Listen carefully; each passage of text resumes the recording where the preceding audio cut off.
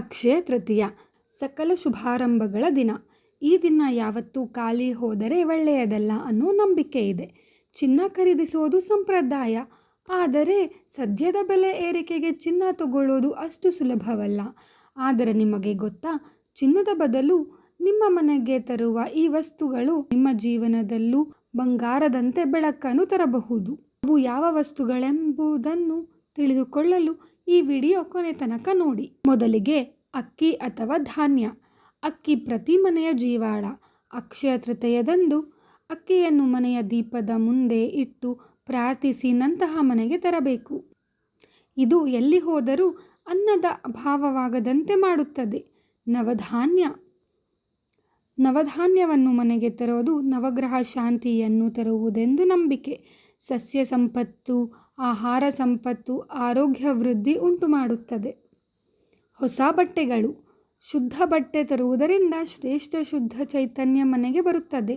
ವಿಶೇಷವಾಗಿ ಹಾಲಿನ ಬಣ್ಣದ ಬಟ್ಟೆ ಅಥವಾ ಹಸಿರು ಬಣ್ಣದ ಬಟ್ಟೆ ತರುವುದು ಶುಭಕರ.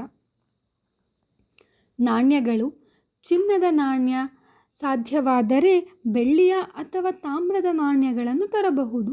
ನಾಣ್ಯವು ಲಕ್ಷ್ಮೀದೇವಿಯ ಪ್ರತೀಕವೆಂದು ಪರಿಗಣಿಸಲಾಗುತ್ತದೆ. ತುಳಸಿ ಗಿಡ. ತುಳಸಿಯನ್ನು ಧಾನ್ಯ ವೃಕ್ಷ ಎಂದು ಕರೆಯುತ್ತಾರೆ. ಮನೆಗೆ ತುಳಸಿ ತರುವುದರಿಂದ ವೈಭವ, ಆರೋಗ್ಯ, ಪವಿತ್ರತೆ ಹರಡುತ್ತದೆ. ಹಾಲು ಮತ್ತು ಹಾಲಿನ ಉತ್ಪನ್ನಗಳು. ಹಾಲು, ಮಜ್ಜಿಗೆ, ಬೆಣ್ಣೆ, ತುಪ್ಪ ಇವುಗಳನ್ನು ಈ ದಿನ ಮನೆಗೆ ತರುವುದು ವಿಶೇಷ ಲಾಭ ನೀಡುತ್ತದೆ. ಹಾಲು ದೇವತೆಗಳ ಆಹಾರವೆಂದು ಪುರಾಣಗಳಲ್ಲಿಯೂ ವಿವರಿಸಲಾಗಿದೆ. ದೇವಾಲಯಕ್ಕೆ ದೇಣಿಗೆ. ತಮ್ಮ ಶಕ್ತಿಗೆ ತಕ್ಕಂತೆ ಅಕ್ಷಯ ತೃತೀಯದಂದು ದೇವಾಲಯಕ್ಕೆ ಅಕ್ಕಿ, ಧಾನ್ಯ, ಬಟ್ಟೆ ಅಥವಾ ಹಣ ದಾನ ಮಾಡುವುದರಿಂದ ಪುಣ್ಯ ಪಡೆಯಬಹುದು. ಈ ವಸ್ತುಗಳನ್ನು ತರುವ ಸಮಯ ಮತ್ತು ವಿಧಾನ. ಬೆಳಗ್ಗಿನ ಸಮಯದಲ್ಲಿ ಸ್ನಾನ ಮಾಡಿ ಶುದ್ಧ ಮನಸ್ಸಿನಿಂದ ಮನೆಗೆ ತರಬೇಕು. ದೀಪ ಹಚ್ಚಿ ದೇವರ ಮುಂದೆ ಸಮರ್ಪಣೆ ಮಾಡಿ ನಂತರ ಮನೆಯೊಳಗೆ ತರಬೇಕು. ತರುವ ವಸ್ತುಗಳ ಬಗ್ಗೆ ಕೃತಜ್ಞತಾ ಭಾವನೆ ಇರಬೇಕು. ಅಕ್ಷಯ ತೃತೀಯ ದಿನ ಏನು ಮಾಡಬೇಕು? ಲಕ್ಷ್ಮೀ ವಿಷ್ಣು ದೇವರ ಆರಾಧನೆ, ಹೋಮ, ಜಪ, ತಪ, ಧ್ಯಾನ ಮಾಡುವುದು, ಬಡವರಿಗೆ ದಾನ ಮಾಡಬಹುದು.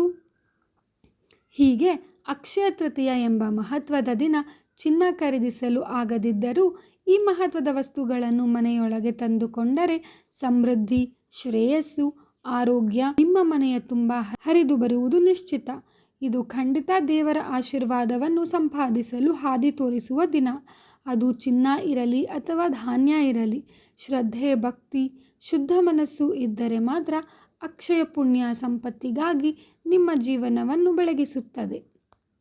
ನೀವು ಈ ಅಕ್ಷಯ ತೃತೀಯಕ್ಕೆ ಯಾವ ವಸ್ತು ತರುವ ಯೋಜನೆ ಮಾಡಿದ್ದೀರಾ? ತಕ್ಷಣ ಕಮೆಂಟ್ ಮಾಡಿ, ಲೈಕ್ ಮಾಡಿ, ನಿಮ್ಮ ಸ್ನೇಹಿತರಿಗೂ ಶೇರ್ ಮಾಡಿ. ಇನ್ನಷ್ಟು ವಿಷಯಕ್ಕಾಗಿ ನಮ್ಮ ಚಾನೆಲ್ ಕನ್ನಡ ಫ್ಯಾಕ್ಟ್ಸ್ ಹಬ್ಬನ್ನು ಈಗಲೇ ಸಬ್ಸ್ಕ್ರೈಬ್ ಮಾಡಿ. ಧನ್ಯವಾದಗಳು.